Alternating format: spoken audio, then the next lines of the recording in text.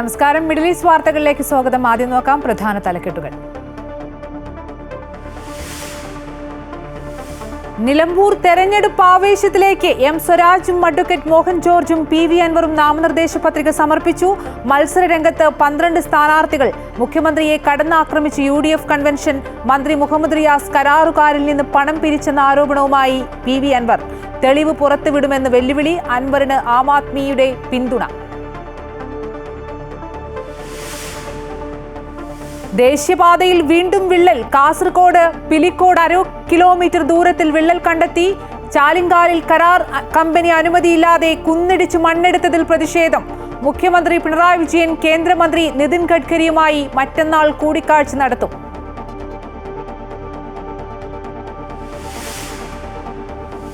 ED ഉദ്യോഗസ്ഥൻ പ്രതിയായ കൈക്കൂലി കേസിൽ അന്വേഷണം ഊർജിതമാക്കി വിജിലൻസ്. കേസിന്റെ വിവരങ്ങൾ തേടി വിജിലൻസ് സംഘം കൊച്ചി ED ഓഫീസിലെത്തി നോട്ടീസ് നൽകി. കേസിൽ ED ഉദ്യോഗസ്ഥന്റെ അറസ്റ്റ് തടഞ്ഞ് ഹൈക്കോടതി. മുൻകൂർ ജാമ്യാപേക്ഷയിൽ വിജിലൻസ് മറുപടി നൽകണം. ഹേമ കമ്മിറ്റി റിപ്പോർട്ടിന്റെ അടിസ്ഥാനത്തിൽ രജിസ്റ്റർ ചെയ്ത എല്ലാ കേസുകളും അവസാനിപ്പിച്ചു. മൊഴി നൽകിയവർക്ക് കേസുമായി മുന്നോട്ടു പോകാൻ താൽപര്യമില്ലെന്ന് പ്രത്യേക അന്വേഷണ സംഘം.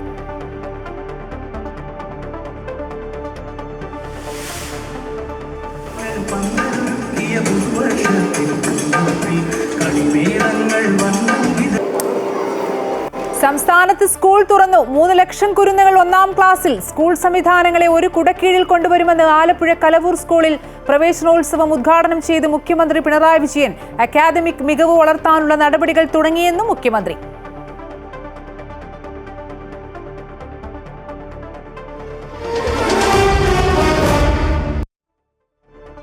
നിലമ്പൂരിൽ ഇനി കളം നിറഞ്ഞുള്ള മത്സരം. മുന്നണികളുടെ പ്രചാരണത്തിന് ചൂടേറുന്നു. LDF സ്ഥാനാർത്ഥി എം സ്വരാജ്, NDA സ്ഥാനാർത്ഥി മോഹൻ ജോർജ്, തൃണമൂൽ കോൺഗ്രസ് സ്ഥാനാർത്ഥി PV അൻവർ തുടങ്ങിയവർ ഇന്ന് നാമനിർദ്ദേശ പത്രിക സമർപ്പിച്ചു. കഴിഞ്ഞ ദിവസം നാമനിർദ്ദേശ പത്രിക സമർപ്പിച്ച UDF സ്ഥാനാർത്ഥിയും പ്രചരണ പരിപാടികളിൽ സജീവമാണ്. മുന്നണികളുടെ സ്ഥാനാർത്ഥി പ്രഖ്യാപനവും അൻവറിന്റെ UDF പ്രവേശനവുമായിരുന്നു ഇതുവരെ നിലമ്പൂരിലെ ചർച്ചാ വിഷയം. തൃണമൂൽ കോൺഗ്രസ് സ്ഥാനാർത്ഥിയായി PV അൻവർ നാമനിർദ്ദേശ പത്രിക സമർപ്പിച്ചതോടെ ആ കാര്യത്തിൽ തീരുമാനമായി. ഇരു മുന്നണികൾക്കും ഭീഷണി ഉയർത്തിക്കൊണ്ടാണ് അൻവർ പത്രിക സമർപ്പിക്കാനെത്തിയത്. താൻ പലതും പുറത്തു പറഞ്ഞാൽ നേതാക്കൾ തലയിൽ മുണ്ടിട്ട് നടക്കേണ്ടി വരുമെന്നാണ് അൻവറിന്റെ ഭീഷണി. സ്ഥാനാർത്ഥിത്വം പിൻവലിക്കണമെങ്കിൽ താൻ മരിച്ചു വീഴണമെന്നും അൻവർ പ്രതികരിച്ചു. മരിച്ചു വീഴണം ഈ തെരഞ്ഞെടുപ്പിന് മുമ്പിൽ, മനസ്സിലായില്ലേ? എന്നെ കൊല്ലണം, എന്നെ തോൽപ്പിക്കാൻ പിന്മാറ്റാൻ അവർക്ക് കഴിയില്ല. ഞാനിപ്പം നിൽക്കുന്ന ജനങ്ങൾക്കാക്കി ഈ മണ്ഡലത്തിലെ എല്ലാ വിഭാഗത്തിൽപ്പെട്ട ജാതി മത രാഷ്ട്രീയ ചിന്തകൾ വ്യത്യാസമില്ലാതെ ആ ജനങ്ങളുടെ വികാരമാണ് ഈ തെരഞ്ഞെടുപ്പിൽ പ്രതിഫലിക്കുന്നത്. അതുകൊണ്ട് ഈ തെരഞ്ഞെടുപ്പിൽ PV അൻവർ പിൻവലിക്കും. PV അൻവർ നെഗോഷിയേറ്റ് ചെയ്യും. No way. എന്നാൽ അൻവർ തെരഞ്ഞെടുപ്പിൽ വിഷയമേ അല്ലെന്നും അൻവർ സാമാന്യ മര്യാദ വിട്ടുപോലും പെരുമാറുന്നുവെന്നും അതുകൊണ്ട് തന്നെ PV അൻവർ UDFനെ സംബന്ധിച്ച് ഇനി അടഞ്ഞ അധ്യായമാണെന്നും UDF കൺവീനർ അടൂർ പ്രകാശ് പ്രതികരിച്ചു. ലീഗിന്റെ അസ്വാരസ്യത്തെക്കുറിച്ചുള്ള ചോദ്യങ്ങൾക്ക് ലീഗിന് ഒരു അസംതൃപ്തിയുമില്ലെന്നായിരുന്നു അടൂർ പ്രകാശിന്റെ മറുപടി. സാമാന്യ മര്യാദകളെല്ലാം ലംഘിച്ചുകൊണ്ടുള്ള പ്രവർത്തനങ്ങൾക്ക് ശ്രീ PV അൻവർ മുമ്പോട്ട് പോയി എന്ന യാഥാർത്ഥ്യങ്ങൾ കൂടി ഞങ്ങൾ ഉൾക്കൊള്ളുന്നു. അതുകൊണ്ട് തന്നെ ഒരു അടഞ്ഞ അധ്യായമായി മാറിയിരിക്കുന്നു. ഇതിനിടെ LDF സ്ഥാനാർത്ഥി എം സ്വരാജ്, NDA സ്ഥാനാർത്ഥി മോഹൻ ജോർജ് തുടങ്ങിയവർ തഹസീൽദാർ ഓഫീസിലെത്തി നാമനിർദ്ദേശ പത്രിക സമർപ്പിച്ചു. A Vijayaraghavan, PP Suneer MP, മന്ത്രി V അബ്ദുറഹ്മാൻ തുടങ്ങിയവർക്കൊപ്പം പ്രകടനമായാണ് എം സ്വരാജ് പത്രിക സമർപ്പിക്കാനെത്തിയത്. നാമനിർദ്ദേശ പത്രിക സമർപ്പണം ഇന്ന് പൂർത്തിയാവുന്നു. പിന്നെ പിൻവലിക്കാനുള്ള സമയമൊക്കെ ഉണ്ടല്ലോ. അത്തരം കാര്യങ്ങളെ സംബന്ധിച്ച് സത്യത്തിൽ ഞങ്ങൾ അങ്ങനെ ഉത്കണ്ഠപ്പെടുന്നതേയില്ല. ജനാധിപത്യം ശക്തിപ്പെടുക കൂടുതൽ പേര് മത്സരിക്കുമ്പോഴാണ്. അപ്പോൾ മത്സരിക്കാനുള്ള അവകാശം എല്ലാവർക്കും ഉണ്ട്. ആരും മത്സരിക്കരുതെന്ന് പറയാനൊന്നും നമുക്ക് അവകാശമില്ല. നിലമ്പൂരിൽ NDA മുന്നോട്ട് വയ്ക്കുന്നത് വികസന രാഷ്ട്രീയമാണെന്നും സ്ഥാനാർത്ഥി പ്രഖ്യാപനം വൈകാൻ കാരണം മറ്റു മുന്നണികളുടെ പ്രഖ്യാപനം നടക്കാൻ കാത്തിരുന്നതുകൊണ്ടാണെന്നും BJP സംസ്ഥാന അധ്യക്ഷൻ രാജീവ് ചന്ദ്രശേഖർ പ്രതികരിച്ചു. മോഹൻ ജോർജ് സാറ് ഏറ്റവും ഒരു അക്കംപ്ലിഷ്ഡ് അഡ്വക്കേറ്റുമാണ്, നിലമ്പൂരിൻ്റെ ഒരു മകനുമാണ്, ഒരു ലീഡറുമാണ്. ഈ വികസന സന്ദേശം, ഈ വികസന കാഴ്ചപ്പാട് അദ്ദേഹം 100% വിശ്വസിക്കുന്നതും അതിനുവേണ്ടി പ്രവർത്തിക്കാനും തയ്യാറുള്ള ഒരു കാൻഡിഡേറ്റാണ്. പുതിയ മുന്നണി രൂപീകരിച്ച് മുന്നോട്ടു പോകുമ്പോൾ ആം ആദ്മി പാർട്ടിയുടെ ഉൾപ്പെടെ പിന്തുണ PV അൻവറിനുണ്ട്. ഒപ്പം തെരഞ്ഞെടുപ്പിൽ വിജയിക്കാൻ കഴിയുമെന്ന ഉറച്ച വിശ്വാസവും.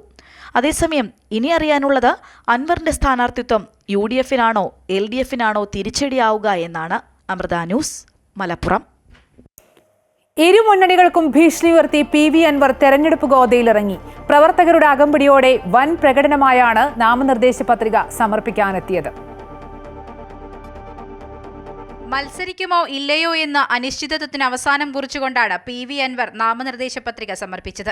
തൃണമൂൽ കോൺഗ്രസ് സ്ഥാനാർത്ഥിയായാണ് മത്സരം. അവസാന നിമിഷം വരെ UDF-ൽ അവസരം കിട്ടുമെന്ന പ്രതീക്ഷ കൈവിട്ടതോടെയാണ് മത്സരിക്കാൻ അൻവർ തീരുമാനിച്ചത്.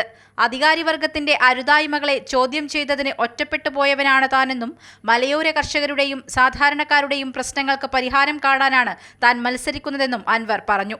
ഇനിയൊരു ഒത്തുതീർപ്പിനും തയ്യാറല്ലെന്നും പത്രിക പിൻവലിക്കുന്ന പ്രശ്നമില്ലെന്നും അൻവർ വ്യക്തമാക്കി.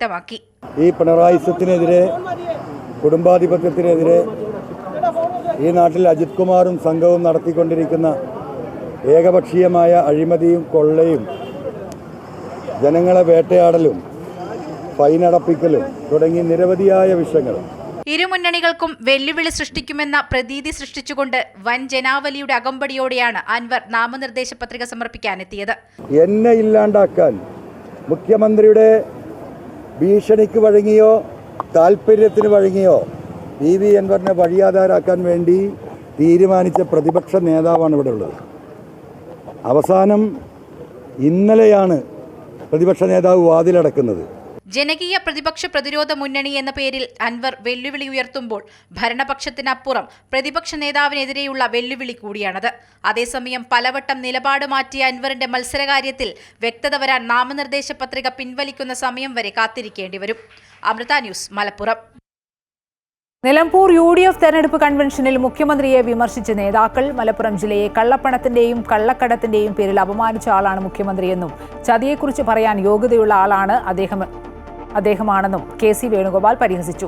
2026-ലെ തെരഞ്ഞെടുപ്പിൽ 100-ലധികം സീറ്റുകളോടെ UDF അധികാരത്തിൽ തിരിച്ചുവരുമെന്ന് പ്രതിപക്ഷ നേതാവ് VD സതീശനും പ്രതികരിച്ചു. അതേസമയം പാണക്കാട് കുടുംബം കൺവെൻഷനിൽ പങ്കെടുക്കാതിരുന്നത് വിദേശത്തായതുകൊണ്ടാണെന്ന് മുസ്ലിം ലീഗ് ജില്ലാ നേതൃത്വം പറഞ്ഞു. പക്ഷേ ഇവരുടെ രീതികളാണ് ഞാൻ പറയുന്നത്. ഒരു കമ്മ്യൂണിസ്റ്റ് മുഖ്യമന്ത്രിയും കമ്മ്യൂണിസ്റ്റ് ഗവൺമെന്റും മുഖ്യമന്ത്രിക്ക് വേണ്ടി ഉണർത്തുപാട്ട്, സിനിമകൾ ഒക്കെ ആവാം.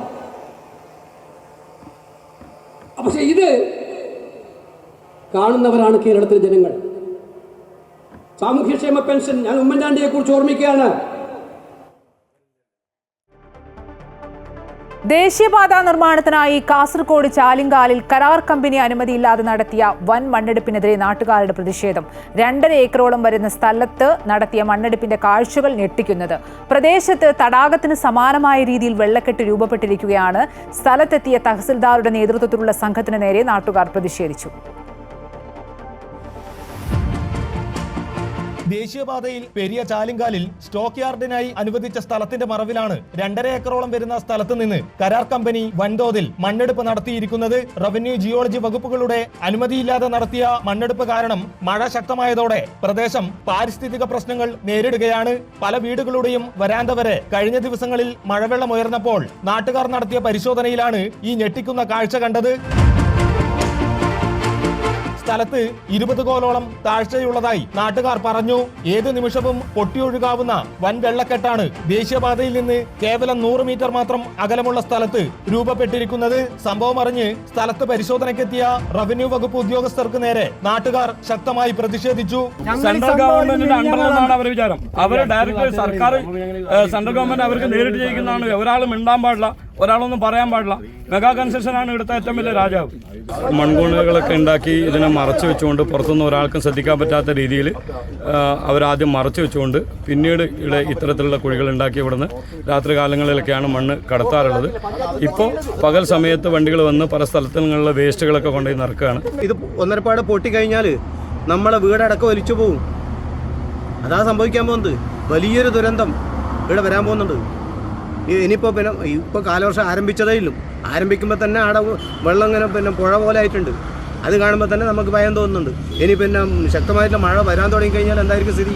ജില്ലാ കളക്ടറുടെ നിർദ്ദേശപ്രകാരം ഇവിടെ പരിശോധനയ്ക്കെത്തിയ ജിയോളജി വകുപ്പ് മണ്ണെടുപ്പിനായി കരാർ കമ്പനിയായ മേഘ കൺസ്ട്രക്ഷൻ അനുമതി തേടിയിട്ടില്ലെന്ന് അറിയിച്ചു. കമ്പനിക്ക് 2 ദിവസത്തിനകം കാരണം കാണിക്കൽ നോട്ടീസ് നൽകുമെന്നും ജിയോളജി വകുപ്പ് അറിയിച്ചു.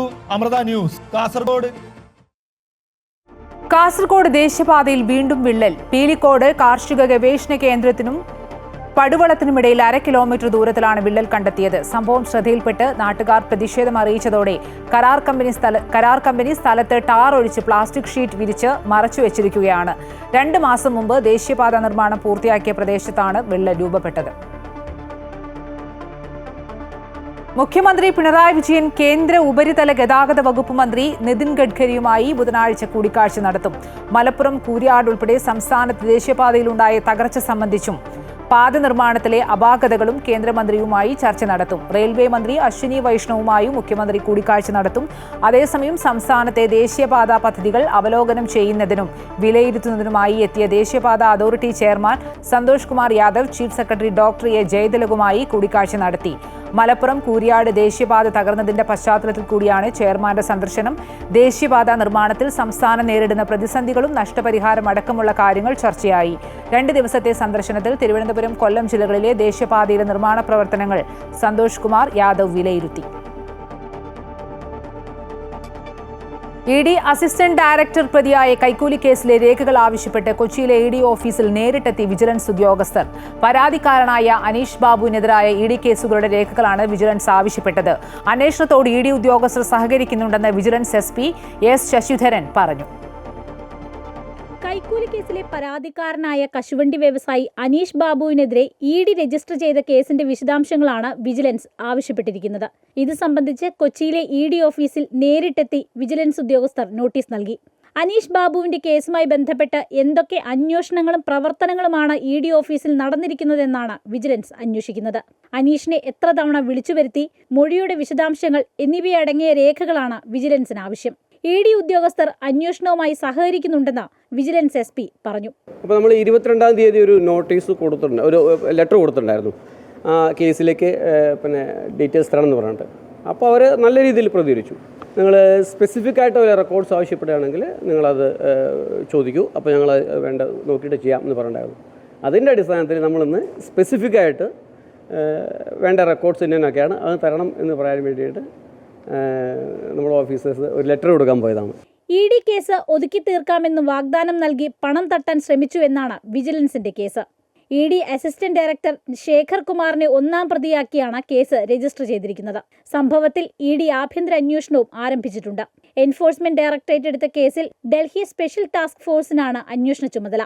ഇതിന്റെ ഭാഗമായി അനീഷ് ബാബുവിനെ ഡൽഹിക്ക് വിളിപ്പിച്ചിരുന്നു. Amrita news, Kochi. ED assistant director Shekhar കുമാറിന്റെ അറസ്റ്റ് തടഞ്ഞ് ഹൈക്കോടതി. വിജിലൻസ് രജിസ്റ്റർ ചെയ്ത കൈക്കൂലി കേസിലാണ് നടപടി. മുൻകൂർ ജാമ്യാപേക്ഷയിൽ കോടതി വിജിലൻസിന് നോട്ടീസ് അയച്ചു. 10 ദിവസത്തിനകം വിജിലൻസ് മറുപടി നൽകണം. ഉദ്യോഗസ്ഥർ പ്രതികളായ കൈക്കൂലി കേസിലെ 1-ാം പ്രതിയാണ് ശേഖർ കുമാർ. പലരെയും ഭീഷണിപ്പെടുത്തി ഏജന്റുമാരും ശേഖർ കുമാറും ചേർന്ന് 30 കോടിയിലേറെ തട്ടിപ്പ് നടത്തിയെന്നാണ് വിജിലൻസ് കണ്ടെത്തിയത്.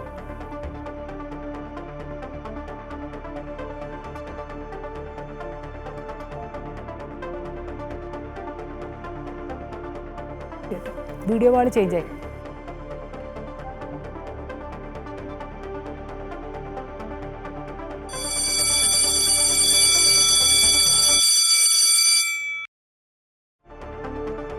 അറിവിന്റെ ലോകത്തിലേക്ക് അക്ഷര കേരളം മിഴി തുറന്നു. പുതിയ അറിവുകൾ തേടി പുത്തൻ പ്രതീക്ഷകളുമായി പുതിയൊരു അധ്യയന വർഷത്തിന് കൂടി തുടക്കമായി.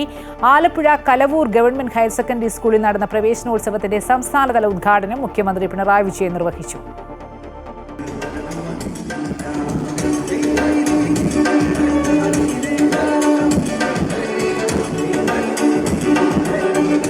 അവധിക്കാലത്തിന്റെ ആഘോഷത്തിമിർപ്പിൽ നിന്ന് അറിവിന്റെ പുത്തൻ ലോകത്തേക്ക് തിരിതെളിഞ്ഞു. ഉത്സവഛായയിലായിരുന്നു പുതിയ അധ്യയന വർഷത്തിന്റെ ആരംഭം. Alappuzha Kalavoor government higher secondary സ്കൂളിൽ നടന്ന പ്രവേശനോത്സവത്തിന്റെ സംസ്ഥാനതല ഉദ്ഘാടനം മുഖ്യമന്ത്രി പിണറായി വിജയൻ നിർവഹിച്ചു. അവധിക്കാലത്തിന്റെ ആഘോഷനാളുകളിൽ നിന്ന് അറിവിന്റെ ലോകത്തിലേക്ക് കടക്കുന്നതിന്റെ ചെറിയ നീരസം ചില മുഖങ്ങളിൽ പ്രകടമായിരുന്നു. എങ്കിലും പുതിയ അധ്യയന വർഷത്തെ ഇരുകൈയും നീട്ടിയാണ് കുരുന്നുകൾ സ്വീകരിച്ചത്. കുട്ടികളുടെ ചിന്താശേഷിയെ വളർത്തുക എന്നതാണ് പൊതുവിദ്യാഭ്യാസ യജ്ഞത്തിലൂടെ സർക്കാർ ലക്ഷ്യം വെക്കുന്നതെന്ന് മുഖ്യമന്ത്രി പറഞ്ഞു. അറിവ് നേടുക എന്നത് മാത്രമല്ല, തിരിച്ചറിവ് കൂടിയാണ് വിദ്യാഭ്യാസമെന്നും മുഖ്യമന്ത്രി കൂട്ടിച്ചേർത്തു. വിദ്യാഭ്യാസത്തിന്റെ പ്രധാന മൂല്യം തന്നെ അറിവ് നേടുക. ലോകത്തിന്റെ പുരോഗതിക്കെല്ലാം അടിസ്ഥാനമായി നിൽക്കുന്നത് അറിവാണ്. പുതിയ കാര്യം അറിയുകയും മനസ്സിലാക്കുകയും ചെയ്യുമ്പോൾ ലഭിക്കുന്ന സന്തോഷം അളവറ്റതാണ്. രാവിലെ 8:30 മുതൽ വേദിയിൽ കുട്ടികളുടെ വിവിധ കലാപരിപാടികൾ അരങ്ങേറി. വിദ്യാഭ്യാസ വകുപ്പ് മന്ത്രി വി ശിവൻകുട്ടി 1ാം ക്ലാസ്സിലെ കുട്ടികളെ മധുരവും തലപ്പാവും നൽകി സ്വീകരിച്ചു. പൊതുവിദ്യാഭ്യാസ വകുപ്പിന്റെ നേട്ടങ്ങൾ സംബന്ധിച്ച പുസ്തകത്തിന്റെ പ്രകാശനം മന്ത്രി സജി ചെറിയാൻ നൽകി നിർവഹിച്ചു. പ്രവേശന ഗാനം എഴുതിയ വിദ്യാർത്ഥിനി ഭദ്ര ഹരിയെയും ചിട്ടപ്പെടുത്തിയ സംഗീത സംവിധായകൻ അൽഫോൺസ് ജോസഫിനെയും ചടങ്ങിൽ ആദരിച്ചു. പ്രവേശനോത്സവത്തിൽ പങ്കെടുത്തവർക്കായി സദ്യയും ഒരുക്കിയിരുന്നു. മന്ത്രിമാരായ പി പ്രസാദ്, സജി ചെറിയാൻ, MLA-മാരായ PP Chitharanjan, H Salam, MS Arunkumar, Daleema Jojo, U Prathibha, collector Alex Varghese, പൊതുവിദ്യാഭ്യാസ ഡയറക്ടർ S ഷാനവാസ് IAS എന്നിവർ ചടങ്ങിൽ പങ്കെടുത്തു. അക്കാദമി മാസ്റ്റർ പ്ലാൻ, സമഗ്ര ഗുണമേന്മ വിദ്യാഭ്യാസം തുടങ്ങി പൊതുവിദ്യാഭ്യാസ മേഖലയെ അടിമുടി മാറ്റി തീർക്കുന്ന പദ്ധതികളാണ് സർക്കാർ ലക്ഷ്യം വെക്കുന്നത്. അമൃത ന്യൂസ്, ആലപ്പുഴ. മഴ മാറി നിന്നതോടെ മാനം തെളിഞ്ഞ അന്തരീക്ഷത്തിലാണ് മലബാറിലെ ഇത്തവണത്തെ പ്രവേശനോത്സവം നടന്നത്. Kozhikode Peringolam government higher secondary സ്കൂളിൽ നടന്ന പ്രവേശനോത്സവം മന്ത്രി PA മുഹമ്മദ് റിയാസ് ഉദ്ഘാടനം ചെയ്തു.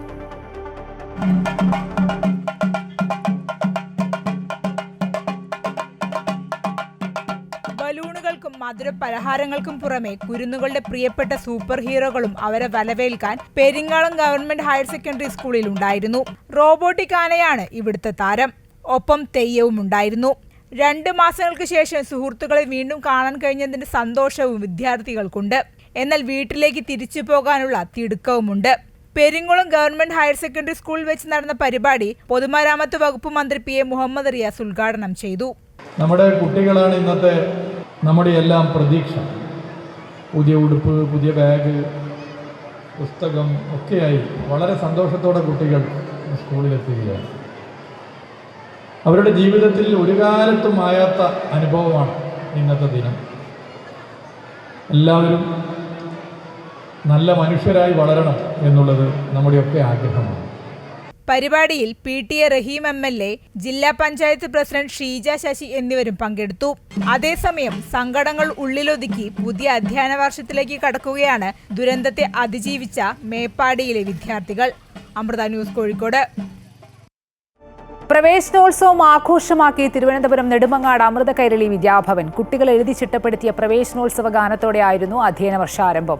School manager GS Sajikumar, principal Sindhu S, school കോർഡിനേറ്റർമാരായ വൃന്ദ നായർ, കവിത P, വിദ്യാർത്ഥികൾ, പ്രതിനിധികൾ തുടങ്ങിയവർ ചേർന്ന് ഭദ്രദീപം തെളിയിച്ച് പുതിയ അധ്യയന വർഷത്തിന് തുടക്കം കുറിച്ചു. കാപട്യങ്ങൾക്കും ജാതിമത ഭിന്നതകൾക്കും അതീതരായ, ലഹരിയുടെ ചതിയിൽപ്പെടാത്ത അർപ്പണബോധമുള്ള ഒരു തലമുറയാണ് ഭാവി ഭാരതത്തിന് ആവശ്യമെന്നും അതിനുവേണ്ടിയാവണം ഇനിയുള്ള ശ്രമങ്ങളെന്നും ആശംസാ സന്ദേശത്തിൽ സ്കൂൾ മാനേജർ GS സജികുമാർ പറഞ്ഞു. മദ്യവും മയക്കുമരുന്നും മറ്റ് രാസലഹരികളും ഇന്ന് ബാല്യകൗമാരങ്ങൾക്ക് മേൽ ബലം വിരിച്ചിരിക്കുന്ന സാഹചര്യത്തിൽ അതിനെതിരെ ഉണർന്ന് പ്രവർത്തിക്കാൻ അധ്യാപകരും രക്ഷിതാക്കളും തയ്യാറാകണമെന്ന് സ്കൂൾ പ്രിൻസിപ്പൽ സിന്ധു S പറഞ്ഞു. കുട്ടികൾ അവതരിപ്പിച്ച വിവിധ കലാപരിപാടികളും അരങ്ങേറി. മലയാള സിനിമയിൽ വിവാദങ്ങൾക്ക് വഴിവെച്ച ഹേമ കമ്മിറ്റി റിപ്പോർട്ടിലെ എല്ലാ കേസുകളും അവസാനിപ്പിച്ചു. മൊഴി നൽകിയവർക്ക് കേസുമായി മുന്നോട്ടു പോകാൻ താൽപ്പര്യമില്ലാത്തതിനാലാണ് പ്രത്യേക അന്വേഷണ സംഘം കേസ് അവസാനിപ്പിക്കുന്നത്. മേഖലയിൽ നിന്ന് വനിതാ താരങ്ങൾക്കുണ്ടായ ദുരനുഭവങ്ങൾ ഹേമ കമ്മിറ്റി റിപ്പോർട്ടിലൂടെ പുറത്തുവന്നത് വലിയ വിവാദങ്ങൾക്ക് ഇടയാക്കിയിരുന്നു. റിപ്പോർട്ടിന്റെ അടിസ്ഥാനത്തിൽ 35 കേസുകളാണ് രജിസ്റ്റർ ചെയ്തിരുന്നത്.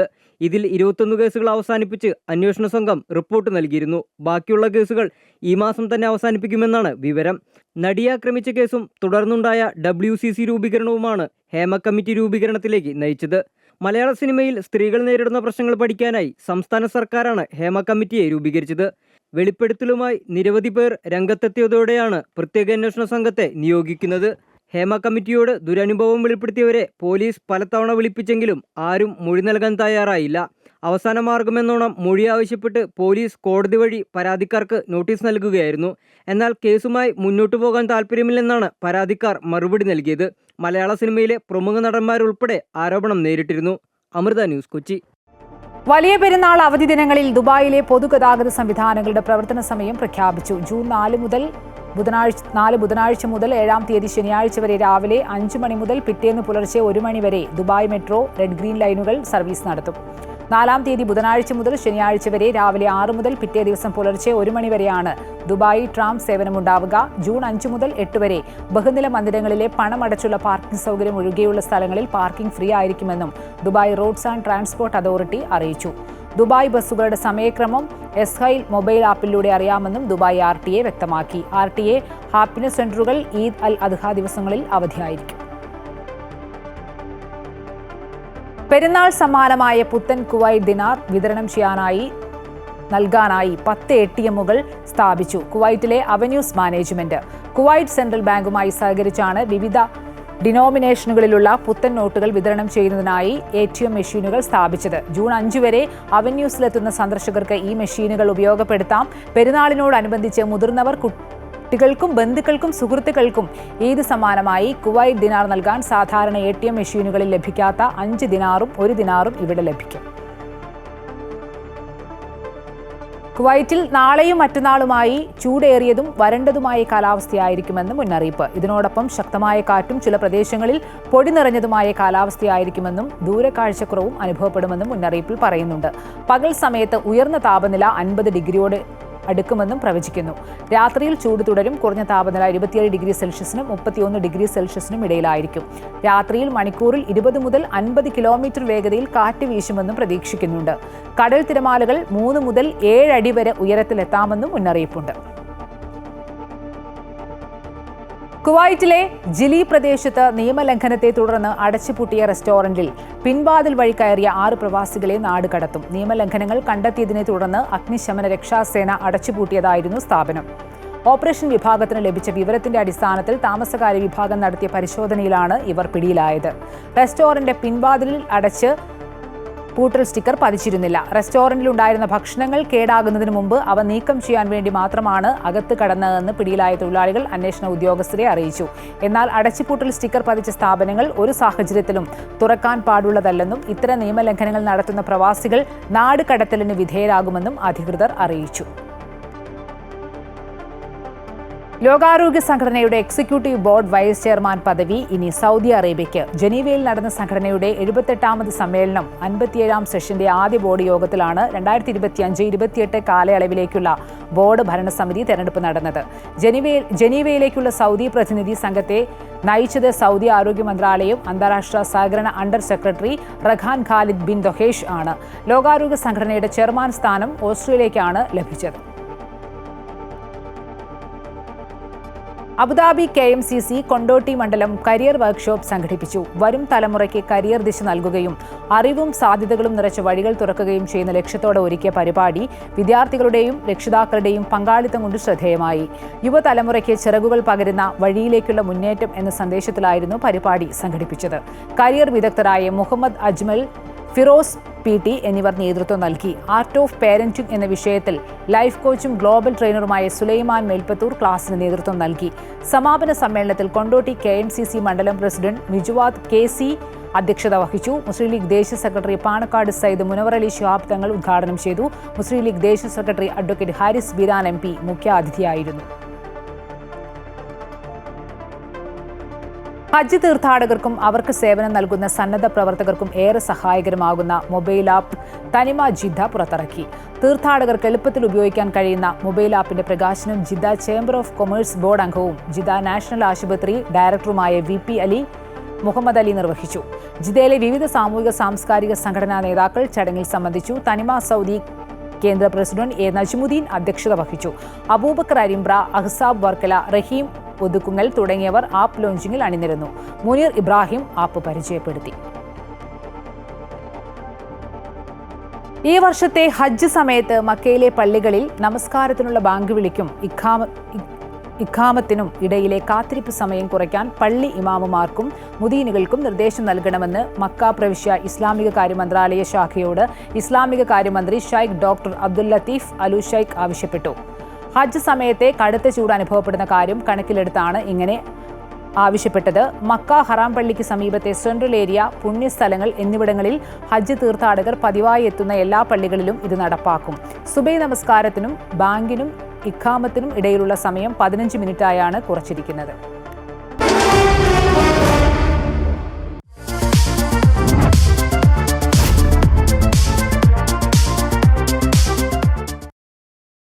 IPL ഫൈനൽ നാളെ. കിരീടത്തിനായി റോയൽ ചലഞ്ചേഴ്സ് ബാംഗ്ലൂരും പഞ്ചാബ് കിങ്സും ഏറ്റുമുട്ടും. അഹമ്മദാബാദിൽ രാത്രി 7:30 മുതലാണ് മത്സരം. സ്ഥിരതയുള്ള പ്രകടനം കാഴ്ചവെച്ച ഇരു ടീമുകളുമാണ് മത്സരത്തിനിറങ്ങുന്നത്. 14 മത്സരങ്ങളിൽ 9 വീതം ഇരു ടീമുകളും ജയിച്ചിരുന്നു. റൺറേറ്റിന്റെ അടിസ്ഥാനത്തിൽ പഞ്ചാബ് 1-ാം സ്ഥാനത്തും RCB 2-ാം സ്ഥാനത്തുമാണ്. 1-ാം ക്വാളിഫയർ ബൗളർമാരുടെ കാര്യത്തിൽ പഞ്ചാബിനെ 8 വിക്കറ്റിന് തകർത്താണ് ബാംഗ്ലൂർ ഫൈനലിലേക്ക് കടന്നത്. മുംബൈയെ തകർത്താണ് പഞ്ചാബ് ഫൈനലിലെത്തിയത്.